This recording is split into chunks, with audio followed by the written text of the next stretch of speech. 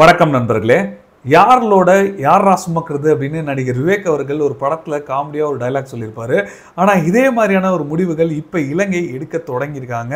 இது மட்டும் இல்லை, கூடுதலாக 2 முக்கியமான தகவல் வச்சுருக்கேன் உங்களுக்கு சொல்கிறதுக்கு. முடிஞ்ச அளவுக்கு வீடியோவை ஸ்கிப் பண்ணாமல் முழுசாக பாருங்கள், அப்போ தான் உங்களுக்கும் புரியும். நண்பர்கள் சேனலுக்கு புதுசாக வந்தீங்கன்னா சப்ஸ்கிரைப் பண்ணி உங்களோட ஆதரவுகளை கொடுங்க. ஃபஸ்ட்டு என்ன பார்க்க போகிறோம் அப்படின்னா, அதாவது ஒரு வாரம் கழித்து சைனா இப்போ இந்தியா பிலிப்பைன்ஸுக்கு பிரம்மோஸ் மிசைல் டெலிவரி கொடுத்துருக்காங்க இல்லையா, இதை பற்றின அதிகாரப்பூர்வமான கருத்துக்களை வெளியிட்டிருக்காங்க. அதாவது சைனாவோட டிஃபென்ஸ் மினிஸ்ட்ரி ஸ்போக் பர்சன் ஊங் குவாங் அப்படின்றவர் வந்து மீடியா ப்ரீஃபிங்கில் இதை பற்றி சொல்லியிருக்காரு. இந்தியா மட்டும் இல்லைங்க, எந்த நாடாக இருக்கட்டும், இந்த டிஃபென்ஸாக இருக்கட்டும், இல்லை வேறு ஏதாவது ஸ்ட்ராட்டஜிக் செக்யூரிட்டி கோஆப்ரேஷனாக இருக்கட்டும், இரு நாடுகளிடையே போடுறாங்க அப்படின்னா இன்னொரு நாட்டை காயப்படுத்துகிற மாதிரி போடக்கூடாது அப்படின்னு அவர் கருத்து தெரிவிச்சிருக்காரு. இதுலேயே தெரியணும் பிரம்மோஸ் டெலிவரி வந்து எந்த அளவுக்கு சீனாவுக்கு ஒரு பயத்தை ஏற்படுத்தியிருக்கு அப்படின்னு. இது மட்டும் இல்லை, இப்போ சமீபத்தில் பிலிப்பைன்ஸில் முக்கியமாக இந்த மீடியம் ரேஞ்ச் பேலிஸ்டிக் மிசைல்ஸை வந்து அமெரிக்கா கூச்சிருக்காங்க. அதுவும் இரு நாடுகளும் இப்போ எக்ஸசைஸ் வந்து நடத்திக்கிட்டு இருக்காங்க. ஸோ இதுவும் சீனாவுக்கு ஒரு மிகப்பெரிய ஒரு அச்சத்தை ஏற்படுத்தியிருக்கு அப்படின்னு தான் நமக்கு தெரியுது. ஏன்னா இது வரைக்கும் இந்தோ பசிபிக்னு சொல்லிட்டு இருந்தது, நேரடியாக இப்படி சவுத் சைனா சீல வந்து குதிச்சிருக்காங்களே இந்த வெஸ்ட் நாடுகள், இந்தியாவும் இதுக்கு வந்து முழு ஆதரவுகள் தெரிவிக்கிறாங்களே அப்படின்ற ஒரு கவலையில் கண்டிப்பாக சீனா இருப்பாங்க. இது மட்டும் இல்லை, இந்த செக்யூரிட்டி கோஆப்ரேஷன்ஸை பொறுத்தளவு பிலிப்பைன்ஸ் வந்து ரொம்ப தெளிவாக இருக்காங்க. தாய்வான் ஆப்ரேஷன் சைனா தொடங்கினாங்க அப்படின்னா கண்டிப்பாக அமெரிக்காவாக இருக்கட்டும், ஜப்பானாக இருக்கட்டும், இந்தியாவாக இருக்கட்டும், எல்லாருமே நமக்கு ரொம்ப முக்கியமாக தேவை. ஸோ நாங்கள் எந்த அளவுக்கு எங்களோட நிலப்பரப்பை பாதுகாத்துக்கணுமோ அத்தனை விஷயங்களும் நாங்கள் மேற்கொள்வோம் அப்படின்றது தெளிவாக இருக்காங்க. ஏன்னா கடந்த 3 ஆண்டுகளாக மிகப்பெரிய ஒரு ப்ரொட்டஸ்ட் வந்து பிலிப்பைன்ஸ் வச்சுக்கிட்டு இருக்காங்க சீனாவுக்கு எதிராக. ஏன்னா தொடர்ந்து அவங்கள வந்து துன்புறுத்துகிற மாதிரியான, அதுவும் குறிப்பாக பிலிப்பைன்ஸோட நேவியை துன்புறுத்துகிற மாதிரியான விஷயங்கள் தொடர்ந்து சைனாவோட நேவி நடத்திக்கிட்டு இருக்காங்க. ஸோ இதுதான் முக்கியமான காரணம் சொல்லப்படுது. இருந்தாலும் இந்தியாவோட இந்த பிரம்மோஸ் $375 மில்லியன் டீல் வந்து ஃபஸ்ட்டு ஃபேஸ் தாங்க இப்போ நடந்திருக்கு. ஏன்னா நம்ம நேவி கொடுத்துருக்கோம், இன்னும் ஆர்மி, ஏர்ஃபோர்ஸு இந்த டீல்லாம் சீக்கிரமாகவே நடக்கும்னு சொல்லியிருக்காங்க. ஏன்னா ஃபஸ்ட்டு டீல் தான் வந்து ரொம்ப தாமதம் எடுத்திருக்கும், ஆனால் இந்த டீலெல்லாம் தேவைக்கு ஏற்ற மாதிரி உடனே முடிச்சுக்கலாம் அப்படின்னு சொல்லப்படுது.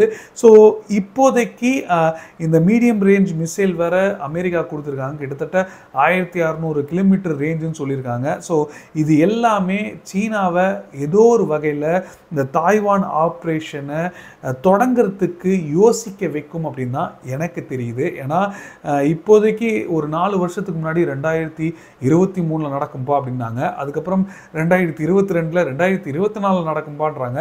ஆனால் இப்போ 2027 தான் சைனா வந்து இந்த தாய்வான் ஆப்ரேஷனை தொடங்குவாங்க அப்படின்னு சொல்கிறாங்க. ஸோ இது கிட்டத்தட்ட சீனா வந்து ஒரு பேப்பர் டிராகன் தான், ஒரு பயம்புறுத்தினா எல்லாரும் அடங்கிடுவாங்க அப்படின்ற ஒரு முயற்சிகள் தான் இது வரைக்கும் கையாண்டுட்டு இருக்காங்கன்னு எனக்கு தோணுது. இருந்தாலும் உங்களோட கருத்துக்களை மறக்காமல் கீழே கமெண்ட்டில் சொல்லுங்கள், நானும் படித்து தெரிஞ்சுக்கிறேன். இதை தொடர்ந்து அடுத்து நம்ம பார்க்க போகிற ரொம்ப முக்கியமான ஒரு விஷயம் இருக்குங்க. அதாவது ஈரான் வந்து தொடர்ந்து இந்த பாகிஸ்தானோட இப்போ தான் பயணம் மேற்கொண்டார், ரொம்ப நெருக்கமான உறவுகள் செயல்படுத்துகிறாங்க. ஸோ இப்போ வேற அமெரிக்கா வந்து பாகிஸ்தான் கிட்ட எச்சரிக்கைகள் விட்டுருக்காங்க.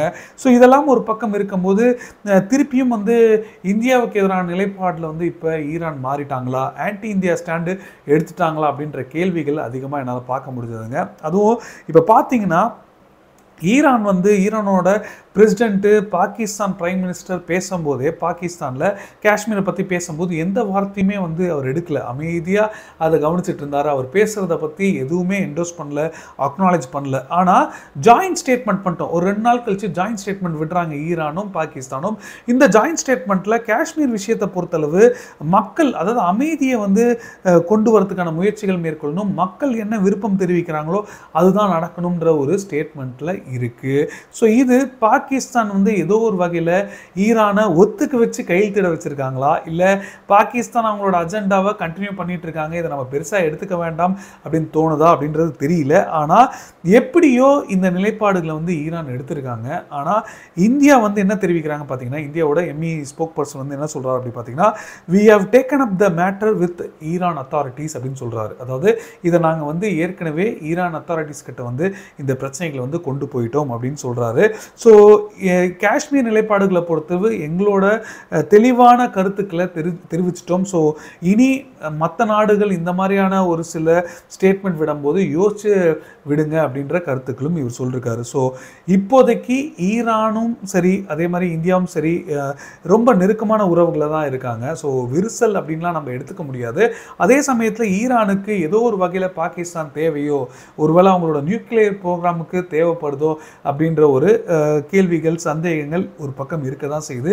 இருந்தாலும் இந்த சபகர் போர்ட்டை வந்து பெரிய லெவலில் பயன்படுத்தணுன்ற முயற்சிகளை வந்து ஈரான் இருக்காங்க. ஸோ இந்தியாவோட எதிர்த்து அவங்க வந்து எந்த விஷயங்களும் செயல்பட போகிறதில்ல. அதுவும் இல்லாமல் ஈரானுக்கும் இந்தியாவுக்கும் சரி இந்த நார்த்து சவுத் காரிடாரை வந்து கனெக்ட் பண்ணுறதுக்கு சபகர் போர்ட்டு ரொம்ப முக்கியத்துவம் வாய்ந்ததாக இருக்குது. அது மட்டும் இல்லாமல் இப்போ ஈரானும் இந்தியாவும் வந்து முக்கியமான கான்ட்ராக்ட் வந்து சைன் பண்ண போகிறாங்க சபகர் போர்ட்லன்னு சொல்லப்படுது. அதுவும் இதுக்காக ஏற்கனவே ஈரான் வந்து இந்தியாவை அழைப்புகள் விட்டுருக்காங்க ஈரானுக்கு வரணும்னு. ஆனால் இப்போ எலெக்ஷன் டைம் நடக்கிறனால இந்த ஒரு கான்ட்ராக்ட் டீல் சைன் பண்ணுறது வந்து ஜூன் 22ஆம் தேதி நடக்கலாம் சொல்கிறாங்க. அப்போ எலெக்ஷன் ரிசல்ட் வந்துடும். எந்த அரசாங்கம் வராங்களோ இதை வந்து மேற்கொள்வாங்க. ஆனால் இந்தியாவோட டெலிகேட்ஸ் வந்து ஈரானோட அழைப்பில் தான் வந்து அவங்க போக போகிறாங்க. அது மட்டும் இல்லாமல் இன்னும் முக்கியமான ஒரு சில பேச்சுவார்த்தைகள் இந்தியாவோட ஷிப்பிங் மினிஸ்ட்ரியும் வந்து வைக்க போகிறாங்க அப்படின்னு சொல்லப்படுது இந்த சபகர் போர்ட்டை வச்சு. ஸோ எந்த மாதிரியான ஒரு மாற்றங்கள், இது எப்படி பொருளாதாரம் பயன்படுற மாதிரி செயல்படுத்த போகிறாங்க இரு தரப்புலையுமே நம்ம பொறுத்திருந்து பார்க்கணும். ஆனால் இது ஒரு பக்கம் ஓடிக்கிட்டு இருந்ததுன்னா திடீர்னு அமெரிக்கா பார்த்தீங்கன்னா ஈரானோட இராணுவத்துக்கு உதவி பண்ணுற எல்லா நிறுவனங்கள் மேலேயும் சாங்ஷன்ஸ் போட்டுட்ருக்காங்க. நான் ஏற்கனவே சொன்ன மாதிரி சைனா நிறுவனங்கள் 3 நிறுவனங்கள் பாகிஸ்தான் இராணுவத்துக்கு முக்கியமான பொருட்கள் கொடுக்குறாங்கன்னு சாங்ஷன்ஸ் போட்டாங்க. இப்போ இந்திய நிறுவனமும் வந்து ஒரு 3 நிறுவனங்கள் மேலே சாங்ஷன்ஸ் போட்டிருக்காங்கன்னு சொல்லப்படுது. மொத்தம் 11 நிறுவனங்களில் இந்திய நிறுவனங்களும் இருக்குது அப்படின்ற ஒரு விஷயங்கள் சொல்லப்பட்டிருக்கு.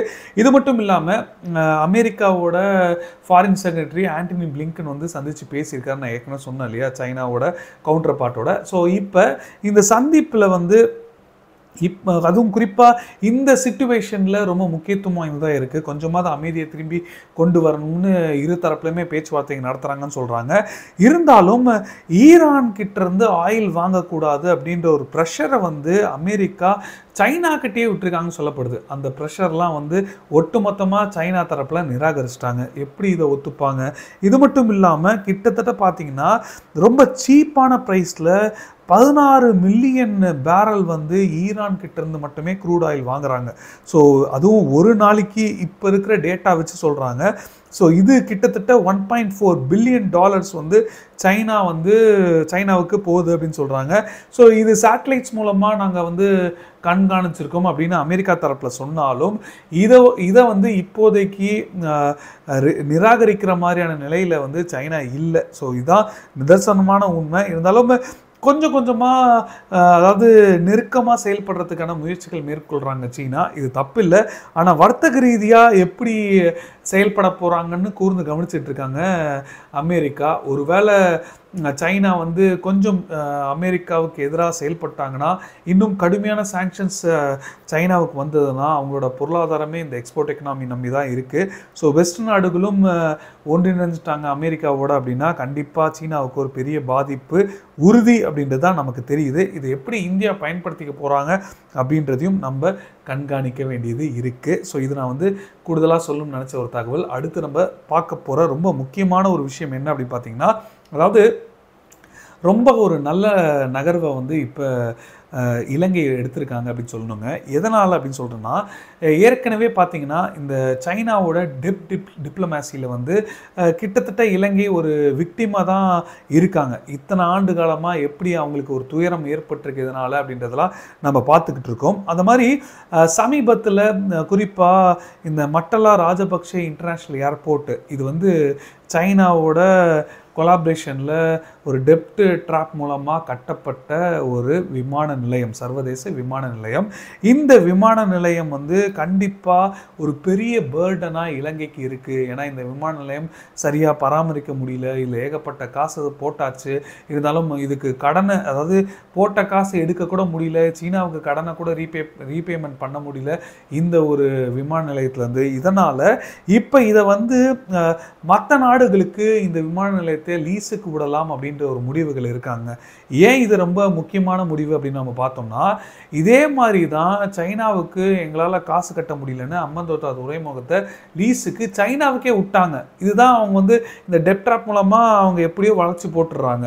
ஸோ அந்த மாதிரி சைனாவுக்கே இந்த ஏர்போர்ட்டோட லீஸு கிடைச்சிரும்னு நினச்சாங்க. ஆனால் அவங்களோட நினப்பில் மண்ணள்ளி போட்ட மாதிரி இலங்கை ஒரு முக்கியமான முடிவுகள் எடுத்திருக்காங்க. இந்த ஏர்போர்ட்டோட லீஸை வந்து இந்திய நிறுவனங்களுக்கு கொடுத்துருக்காங்க. ஸோ இதுதான் அங்கே ட்விஸ்டே. இந்தியா மட்டும் இல்லை, ஒரு கணிசமான ஒரு சதவீதம் ரஷ்யாவோட நிறுவனங்களுக்கும் கொடுத்துருக்காங்க சொல்லப்படுது. ஸோ இதை வந்து எப்படியாவது இந்த லீஸுக்கு விட்டு அந்த காசை சைனாவுக்கு ரீபேமெண்ட் பண்ணலாம் அப்படின்ற ஒரு அருமையான முடிவுகள் எடுத்திருக்காங்க. கிட்டத்தட்ட 209 மில்லியன் டாலர்ஸ் வந்து சைனா இந்த ஏர்போர்ட்டுக்காக ஃபண்ட் பண்ணியிருக்காங்க சொல்லப்படுது. ஆனால் ஏர்போர்ட்டில் பெருசாக விமான நிலையம் வரலை, அதாவது விமானங்களும் வரலை. அந்த விமான நிலையம் வந்து பெரிய லெவலில் பயன்பாட்டில் இல்லைன்னு அப்படின்ற ஒரு கருத்துக்களை வந்து தெரிவிக்கிறாங்க இலங்கை தரப்பில். ஸோ இப்படி ஒரு சிச்சுவேஷன் இருக்கும்போது இது ஒரு வகையில் இந்தியாவுக்கும் அதே மாதிரி இந்த ரஷ்யாவுக்கும் கொடுத்தாங்க, லீஸுக்கு கொடுத்தாங்கன்னா ஓரளவுக்கு